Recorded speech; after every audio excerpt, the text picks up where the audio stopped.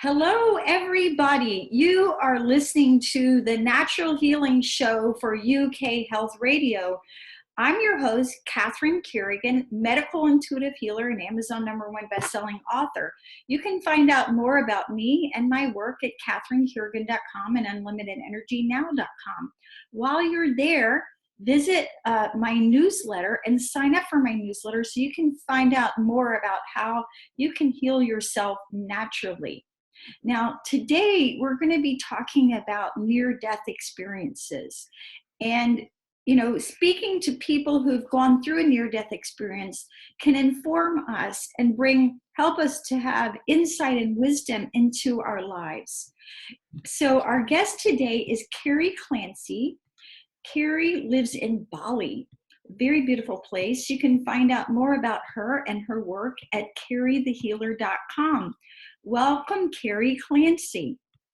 Hi, Catherine, and thank you so much for having me on. So I found Kerry actually on Instagram because I'm all over the social media, and Kerry and I have a lot of similar qualifications. We're both yoga teachers. We're both crystal therapists. We're both Reiki masters. We both use sound healing. Kerry is a spiritual healer. So Kerry, can you share for us how long ago was your near-death experience and what happened? Okay, I'd love to. It was in 2011, and I actually went for at the time I was having allergy shots, and I'd had them for about 18 months for my allergies, and they were working quite well. But on this particular morning, even the doctors can't explain what happened. I had the usual shot. It came out of the same bottle, the same batch for my allergies, but I actually had anaphylactic, which was something that no one was ready for in the doctor's surgery, including me. My body, actually, firstly, I remember my feet, just all these tingles shooting up through my feet. It wasn't painful, but it was like, gee, what's happening to me?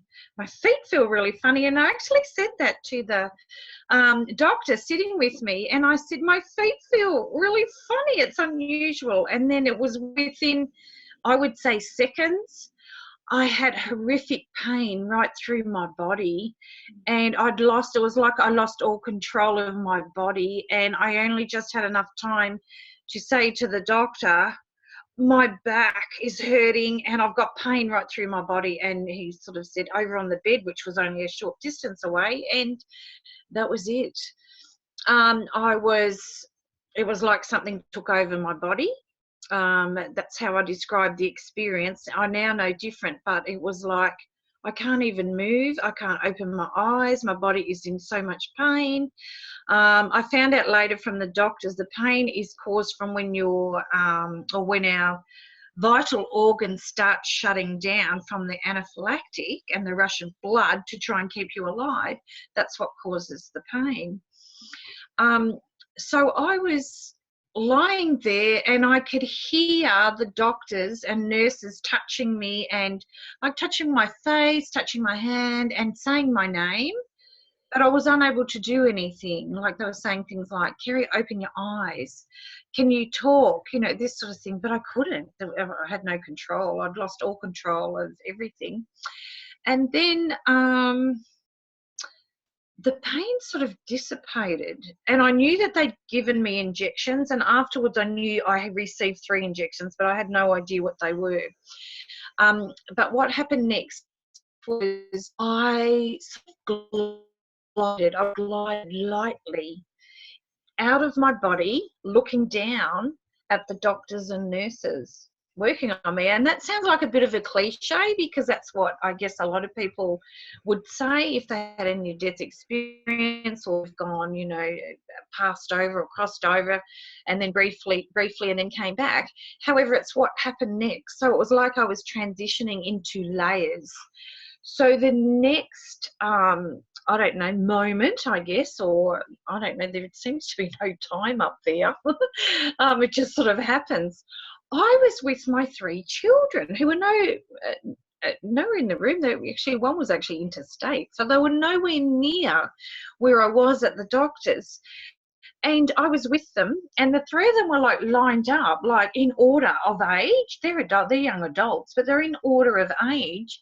And I'm saying to them, I'm going to get a bit dramatic here, because I'm saying to them, don't worry, because they were crying and they're really upset. And I'm saying, don't worry about me. I'm dying, but it's such a beautiful thing. I have so much love and so much bliss in my heart.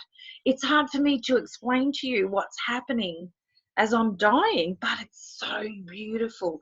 That was the one thing I wanted my children to hear, the one message. Don't be scared of dying. Don't have fear of dying. It is such a beautiful thing. Anyhow, then they were just sort of looking at me like and crying. And now I know, I'll just step into that for a moment. Now I know when we cross over or we transition or we pass, whatever you want to call it, we leave behind any negative or hurtful emotion of pain. That no longer exists, because afterwards I was wondering why I had no feeling of my children's pain, where if they were here with me now and they were crying, I'm going to feel what they're feeling as a mother. Who wouldn't as a mother? But when I crossed over, that doesn't exist. It's just pure love and joy.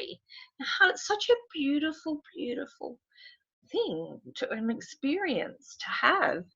And then I was taken, after I sort of transitioned out of that, into a beautiful, beautiful white light. I was surrounded by it, but I was it, and it was me.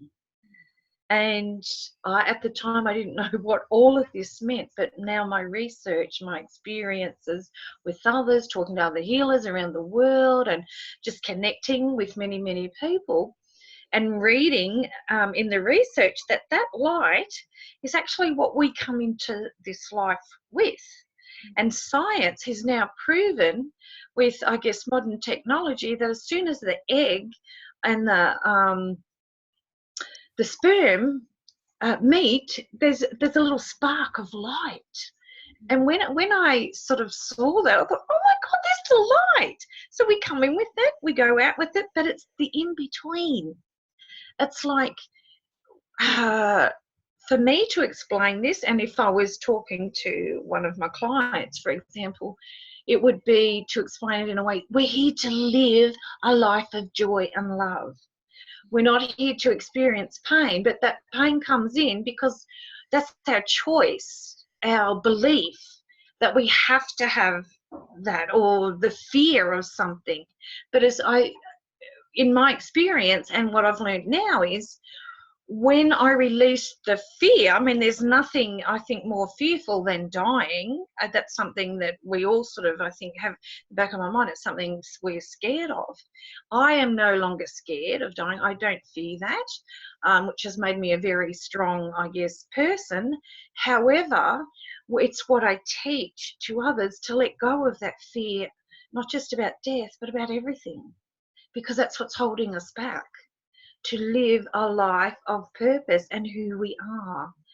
And our true purpose lies within us. And our light is our heart and our soul. That's where our joy and happiness lies. So if you're taken out of that, you're in a place where you're not meant to be. And the reason why you're feeling pain is because you're not on your life path or your life purpose. And that's why the pain is there. You bring it back to all the love and joy in your heart. And if that's full, you can't experience that pain. Your heart cannot feel that.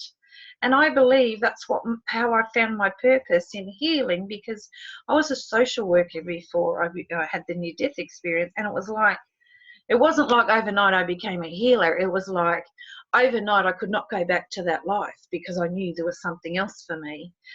And when I had this experience and I was able to go home, I remember specifically putting myself on the bed And I was so angry with God, and I looked up and I was crying and very distressed and said, okay, I know you're real. I know you're there. But why did you do that to me? You took me to a beautiful place. I want to go back there. I want to stay there. It was such a beautiful, beautiful feeling. And I learnt to communicate to through my heart to the universe or to God, whatever you want to call it. Whatever feels right for you is right for you. But for me, I just say God or the universe or divine. Okay, I can feel you. You know, what am I to do next, sort of thing. So this is what I do. And so when I started to communicate and say, where's my book? Where's my guru? I need a teacher. I need someone to show me what I'm supposed to do. But it doesn't really, life does not work like that. And I believe now we're all here. We come in with our love and joy. And just to skip out of that for a moment, my 3.5-year-old granddaughter is my biggest teacher, because I watch her, and if you have the opportunity to watch any little child or a little baby and what they do, they are so innocent, so full of love and joy. That other stuff just doesn't get in. You know, if you watch little children, if they fall over, they're up, they're at it again, they get over it very, very quickly. And with my granddaughter, you know, she will just, you know, do that, hurt herself, and then she'll go, I'm okay, and start smiling, and off she'll go. And it's the same thing, that love and joy. They're just so full of love and joy, and that's what we're meant to, I believe, what we're here to do. But we lose that over time. I think the conditioned thinking comes in, or the you know, we're told to do it another way that's actually against who we truly are. So when I started asking, let's say God or the universe, I need to know more. If you want me to do this work, I need you to show me. Otherwise, I don't know which path I'm supposed to take. Do I walk out the front door and follow the road until I don't stop? I just didn't know. The interesting thing, though, I was lost for about a year. The first year was probably the hardest and the most confusing, because I didn't know why I was doing things like not watching TV anymore. I lost interest. I stopped wearing a certain jewellery. I've never worn a watch since. That's 7 years, and I have not worn a watch. I didn't know why, that I lost interest in these things. I would get up at 4:30 in the morning, and I would walk to the beach, which is only about a 10-minute walk from at the time where I lived in Australia. And I would sit and I would watch the moon and watch the sun come up and watch the water, watch the clouds. And I just had this deep, deep connection that I've never experienced before in my whole life. And I didn't want to be around people. I just wanted to be there and stay there. And I used to say that to the trees, hug trees, and say, I just want to be with you all the time. And then I didn't know what was wrong with me. I thought I was going crazy actually at first, but it turns out we are connected to all of that. I studied Ayurveda for about 14 months, not that long ago actually. And when I learned about the 5 elements and how they're connected to our 5 senses, that's when I really, really understood a lot more about my experience and why was I experiencing this deep connection with everything, especially Mother Nature. You know, I can remember a couple of times hugging a tree and the tears would just flow, and thinking, I feel this tree and it's in pain. Where does that come from? You know, so it's like, yeah, I just became someone else. And that's not a bad thing for me. Where I sit, it's a beautiful thing, because I now understand a lot more about life purpose, what that means, and I love sharing what I do and helping others when a lot of my clients are disconnected and they don't know why. And once I say to them, I'll take you into your heart and I do a little exercise with them with a bit of breath work and take them into their heart with their eyes closed, because I believe you can't go in unless you close your eyes. So it's just a little technique that I use that only takes a couple of minutes. But most people, they start shedding tears because they haven't felt their heart for so long, or the joy that's in there. And then when they do, it's like I say, like the lotus coming out of the mud for the first time. And it's such a beautiful thing to be able to share that. So getting back to God or the universe, many times have I cried, punched my pillow and then said sorry, because it's not the guy's fault, but said, I'm so frustrated, I don't know what my next step is. But what I have learned over the last 7 years, the more I opened my heart and my belief that, and had faith that that this, God, the universe exists and is listening, the stronger it becomes. And when I say that, it's not me physically, it's my heart, it's my deep connection. And the more I opened up to that, the more I could, I guess I call it channeling, and I didn't know it was channeling at first, but it's like my intuition really opened up, and as well as my heart. But not only that, I started channeling, and at first I didn't know it was called channeling. It just turns out that, and this is why I'm writing a book about it, because I want people to know and understand, trust what's in your heart and just follow that. That's where all the answers lie. Okay. Kerry, I want to go back to a couple things that you said. First of all, you talked about going to the allergy doctor's office, getting allergy shots, going into anaphylactic shock, dying, and then seeing your children crying. What happened to bring you back? How did it come that you came back? And how long did the doctors say you had been out? Actually, I've never asked the doctors that how long that all happened, so I really can't answer that. But it seemed like a short time, but it could have been a long time, and vice versa. So when I did come out of it, sorry, can you ask the question again? How did you come back to life? Oh, yeah, that's what it. I remember when I opened my eyes and thought, whoa, what just happened? It was like 1 minute I was out, or a few minutes, however long, and then I was back. And it was like not a slam, it was more like, whoa, you're there, then you're there. It's like the flash of light or the flash of lightning. That's it, we're back in it. Okay. Now, while you were on the other side, did you see angels? I not straight away, it was the next day that I saw the angels. They were in my room, they were in my dreams, they were all around me. I felt them all the time, like when I go like that, because that's what it was like. They were hugging me all the time, and it was like, okay, when I communicate to God, the angels come. And I really didn't understand what that was either. And I didn't understand why I went out and bought a packet of angel cards.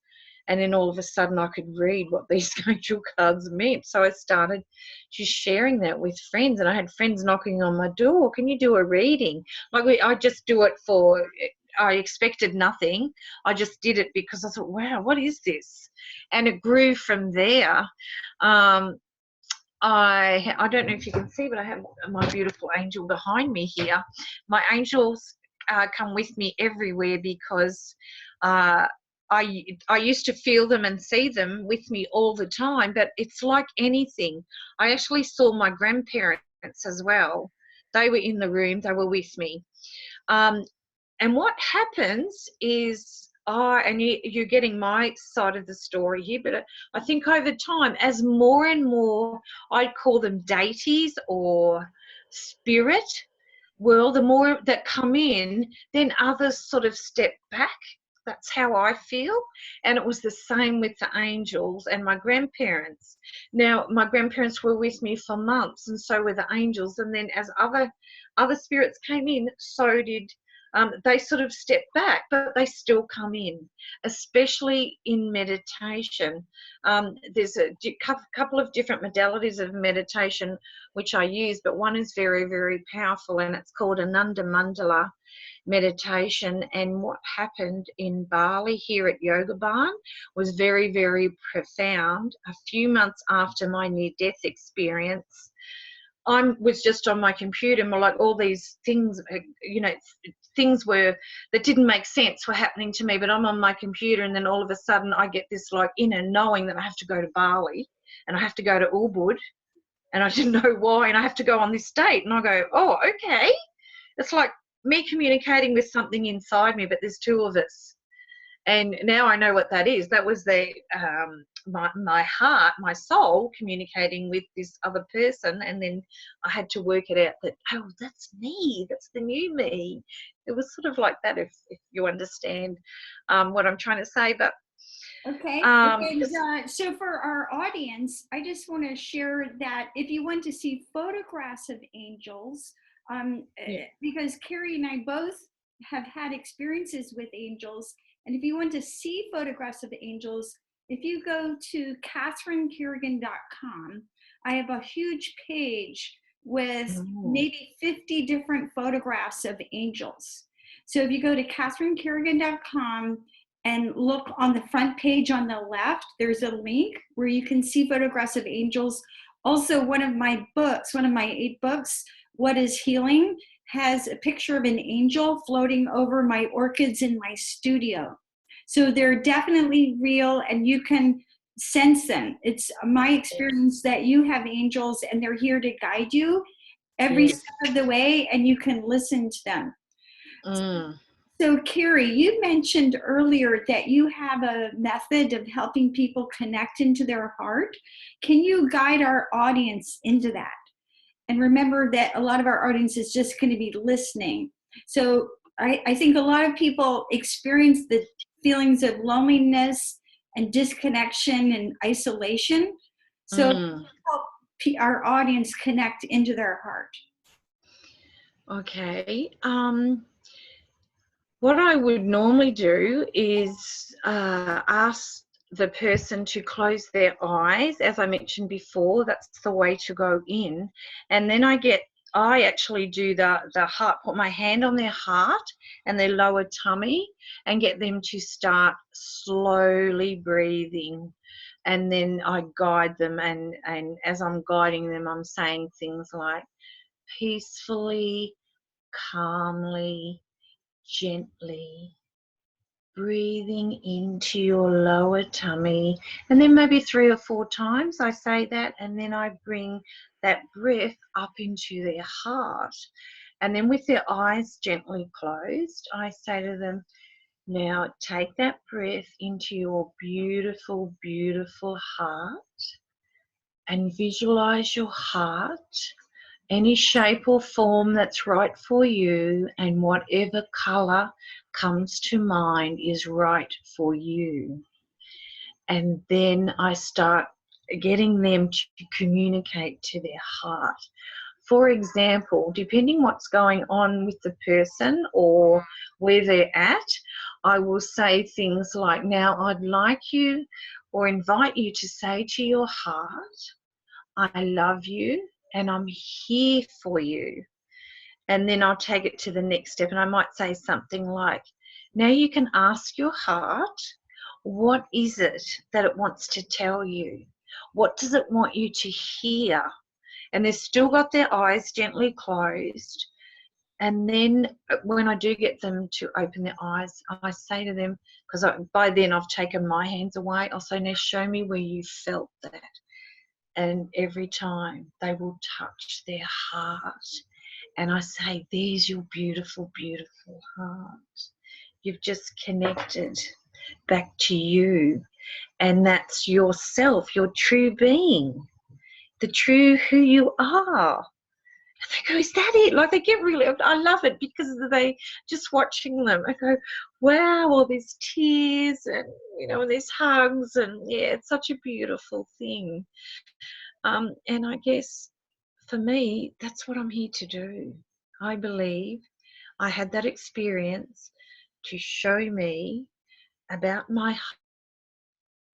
what I was going to mention about when I relived my near-death experience here at Yoga Barn in meditation.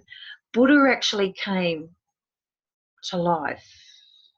Or in my meditation, Buddha and I worked together. And I was in prayer position. Buddha put his hands on my head and he said, you have a beautiful, beautiful heart, and you need to use that heart to heal. It was such a beautiful, and I remember the tears were just flowing because I felt that love and joy again. I went through the pain, all the excruciating pain. Then something inside me said, sit up straight and take a breath. And when I did, Buddha came. He gave me Diksha, and he said that I'm to use my beautiful heart to heal. And no book. Okay. So going back to the message of connecting to our heart and connecting to our angels, part of what I do is I teach people how to communicate with your angels, because my experience, just like you, when you connect to your heart, you no longer feel lonely. And when you're able to communicate with your angels, you no longer feel alone in the world. So I think both of those, helping you connect to your heart and connect to the spiritual guidance that are available to you all the time, can help you let go of some of the loneliness and alienation and disconnection that's so much a part of dis-ease and illness. Yes. Now, so Kerry, a lot of people would listen to you and go, oh, wow, this sounds so wonderful. I want to have a near-death experience. But I know that parts of it were the aftermath was extremely challenging for you. What are some of the obstacles that you had to overcome following your near-death experience? I would call it grief and loss. Because I was no longer the person I used to be, and that person had friends, that person had hobbies, that person did things in a different way, and I became someone else. And that was very, very confusing at first. However, with what you're saying about loneliness, I guess the biggest thing that I learned to love myself within. So when I did that, the loneliness went. And now I love being connected to me, because that's where all the answers lie. So I would say for anybody that is feeling lonely, I guess the key is to learn to meditate into your heart. Breathe into it, feel it. It's a feeling. That's what all your love and joy is. And I believe once you do that, you can do it at any time. If you feel lonely, you can take yourself anywhere through your heart, back into love, back into joy, at any time, any moment, any time when you're feeling disconnected or unhappy. Just go back into your heart. It loves you. It wants to do that. It's there for you. What a beautiful, profound message.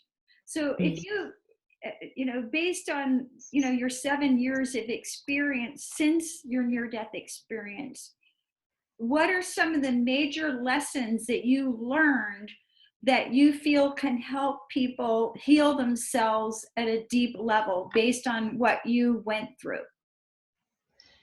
I think having faith and trusting that the answers do lie within is one of the biggest things that I have learned. It took patience. It took a lot of faith going, this doesn't work, you're not. And many times if I looked up and said, I don't know, I'm stuck. I'm trying to follow your guidance. But, and even the angels, you know, and say, I need you to come, I need your guidance because I'm lost. And be letting go. That's part of letting go of the old to bring in the new. So I guess what I'm trying to say, to release, when you release the old, there's a space. It's like a space, but it needs to be replaced and filled with something. So fill it with love and joy that's inside you. When that goes, let it go with ease and grace and bring in the love and joy. And anybody can do this. There's, you know, just because I've had a near-death experience doesn't mean to say, I mean, I could have just gone on and done something else, but I didn't, because I believed what I had was, I'm able to help others and share this knowledge to bring people back into their heart, back into their love, out of their belief system, which is formed in the mind, and back into the love and joy. And that's the shift in consciousness. We're here to live a life of joy and heal whatever's going on or whatever's happened in the past. That's where it should stay and remain, and live in the moment of joy and love, and going, you know, doing a little meditation back into your heart, feeling your heart. And a little meditation could be just take 2 or 3 minutes to hold space, hold your hands on your heart, gently close your eyes and breathe. Breathe what Mother Nature gives us. She gives us prana. It's our life force energy, to breathe that into our heart. That's where the healing starts. You know, there's a lot to be said in feel it to heal it. Feel it in your heart. It will heal. Let it go and let the love and joy come in. It's like filling up a cup. Yes, filling up a cup. Sorry. Yeah, I want to talk about the connection between love and intuition. So in my second book, What is Healing? Awaken Your Intuitive Power for Health and Happiness. I know when I went to write that book, I remember that's a channeled book. And I remember when I started to write it, I only had one thought, which is, when you truly love, you will know whatever it is that you need to know. And lots of people, I wrote another book, Unlimited Intuition now, which is all about how to develop your intuition and how to connect with your soul guidance. And I think you and I would agree that because we're all souls, we all have soul guidance. But so many people who teach about intuition, I feel they miss this crucial step, which is really to get into your heart and to learn to love. So, because I do feel that love and unconditional love is the gateway to opening your soul guidance. Yes. How would you express it for our audience? What's, in your view, the connection between unconditional love and intuition? Okay, to me, unconditional love is just feeling of love for everything. Even if a person that perhaps, this is my experience, someone that used to, in my the old me, that I used to be very, very frustrated with or angry with, and now I can look at with love and just look at them and just feel, wow, that's where they're at. And they're entitled to be where they're at without my judgment. It's not my business. Nothing to do with me.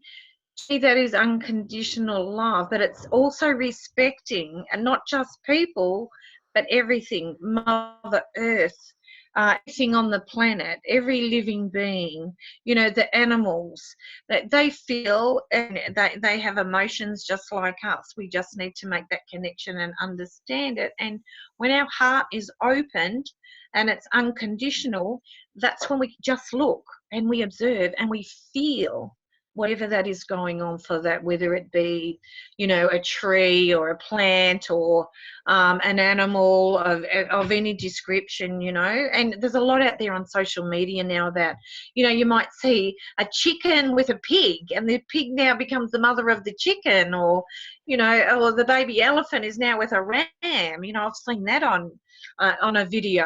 So there's a deep connection with animals as well, and our people are putting a lot more on social media about their connections with their cows, for example, which a lot of these things were unheard of, and it's just such a beautiful thing. This is, I believe, the shift in the consciousness, and people are more aware of their spiritual side. So I'm just so glad that people are sharing this stuff on social media, because we're each getting and seeing a little bit about what is going on out there in the world. And to have that connection with every living being and everything on this planet that God or the universe has given us is just such a beautiful, beautiful thing. But the more we love and the more love we have for things, the bigger our heart becomes and our connection to our soul. Now, getting into intuition, for me, the intuition is like the guidance system within, that works in with all the other systems in our body, like our immune system, lymphatic system, and there's many other systems we have through our bodies, but there's a feeling that comes in, which is a little bit in the tummy, which is like a little, it's like a signal coming through to say, hey, there's something else going on there. Could this be it? Or maybe don't do that. Maybe so just... what you're referring to is clairsentience, which is psychic feeling, which is one of the gifts. Yes, for sure. Yeah. So for me, that's what I do, and that can be, it can be not a good feeling, but it might be for a reason. For example, recently I had an experience, and I spoke to someone else that had a near-death experience, and he said, the day I saw you, he said, I had this feeling come over me that wasn't good. And he said, it's interesting because recently I'd had that with someone else, but I then went with it because I learned that that person was there to teach me something and I needed to connect with them. But he said, I got that same feeling with you, and it wasn't very pleasant, but I trusted it. And we had like a 3-hour conversation, and I go, that's interesting, because when you looked at me, I thought, that guy's got something going on, but I didn't know what it was. So it's just interesting. So it's about trusting the good and the not so good, because it's an experience, but eventually you will know that your intuition, that's how, for me, how I worked out to balance my intuition and when it wasn't good and not so good. Because and sometimes, for our audience, what Kerry's talking about is the gift of clairsentience, and many people, it's the feeling gift. So the feeling gift can be one of the easiest psychic gifts to open. However, you also have claircognizance. I'm a prophetic, that's the knowing. There's also clairaudience, where you hear information. There's also clairvoyance, which is where you see. So those are 4 primary ways that you can receive soul guidance. Now, Kerry, what are some of the, what would you say to someone who's in our audience who's feeling disconnected or anxious about life? I would say to perhaps connect with someone that can help put them back into their heart and get them to feel life again, because when you're in a space of, I guess, anxiety or feeling disconnected, you're not living. Your, I guess your, let's call it, we could call it soul ego, which is your mind, is taking you out of why you're here, and your connection to your true being, your true self, your true inner spirit. you're disconnected from it, because the mind, the mind actually doesn't know fantasy from reality. It just has thoughts. But it's up to us to, I guess, learn that that's what the mind does. And when we do that, for me, once I learned that, I went, well, this is beautiful. I can create everything in my mind, if I want to. So these happy thoughts are just going to keep coming, because I'm going to make sure that that's what I have, and make sure that I connect back to my heart. So I guess for the audience that are listening that are feeling anxious about life, it's I would say reach out and start connect with someone that even Catherine or myself, or whoever resonates with you, someone that knows what the difference between disconnection to reconnect you back to your true being, to your true self, your true inner spirit, because that's what we're here for. Now, so basically you went from being a social worker to being a spiritual healer and living in Bali, which sounds pretty awesome. Teaching women in Bali and doing spiritual healing and Reiki and crystal healing and Ayurveda in Bali. And so again, how does your near-death experience continue to inform you today and continue to inspire you as you move forward in this new life as a spiritual healer? I think as I grow, and look, we grow till the day we cross over, because we're here having a physical experience in a non-physical, I guess, connection, because and I think the people that come before me are my biggest teachers, like my granddaughter being the biggest out of all of them, as I was saying before. But the experiences that I have on a day-to-day level with others is, I guess, what drives me and what guides me to the next step of why I'm here and what I need to learn. I'm saying that because on some days there are triggers that come in, and if I'm not aware and grounded that those triggers and what they are, that I could be taken to somewhere that's not very pleasant, that and it does, it still sneaks in. Might be some things that happened when I was a child, might sort of just poke its way in, and I need to ground and sort of go back into my heart and take myself back there, back into my heart and reconnect. So it's like ongoing. It's not, wow, I've had this experience, now I know all these things and I've learned all these things and now that's the end and it stops here in Bali. It doesn't. It's, which is why I went to India. I was drawn in my heart. Once my heart made the connection, the divine connection of, okay, what is it I need to do next? And I kept communicating and in meditation saying, what's my next step? The answers just came. They would just come, and they still do, because I'm connected. And when I don't get the answers, I know I'm disconnected. So then I have to go off and do, just self-care, self-love. And I've learned that if I'm feeling disconnected, it's because I'm not giving that self-love to my heart and myself, and not nurturing and nourishing. So final question, Kerry Clancey, and it's one that I ask a lot of our guests on our show. As part of our self-care, for example, if you were an athlete, if you were an Olympic athlete, you'd have to exercise a certain way or eat a certain way. And for myself, I know that as a medical intuitive healer, I begin and end every day with prayer and meditation. I practice yoga and qigong. What is your self-care? What are the essential elements of your self-care routine? Final question, that help you to stay in a high vibration state in order to do your work? Every day I say a little prayer for whatever's needed for the day, whether it be myself or others. But I think the key for me is meditation, only because for me it's very, very powerful, and I seem to channel something else beyond what's inside me. There's a deep, deep connection. And again, if there might be a day where I just can't because there's things going on. I've had a busy day, and I just have to keep going and keep meditating until I get myself back to the state. So it's about knowing.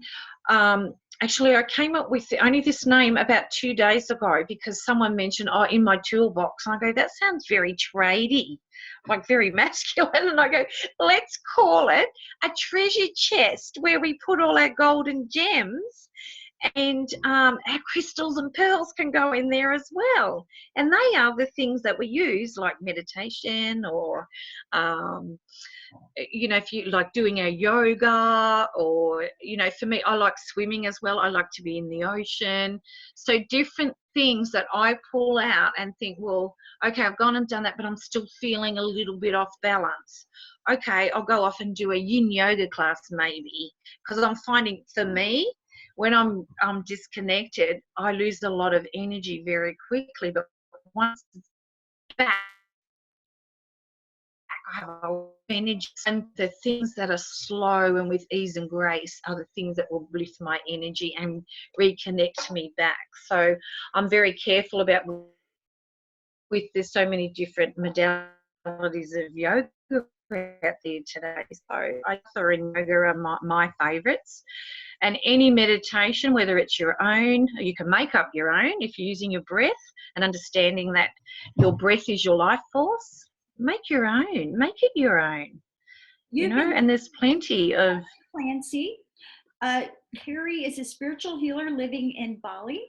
I'm your host, Catherine Carrigan, and you've been listening to The Natural Healing Show. You can find out more about Kerry and her work at kerrythehealer.com. You can visit my websites, catherinecarrigan.com and unlimitedenergynow.com. While you're there, sign up for my newsletters to find out more about natural healing.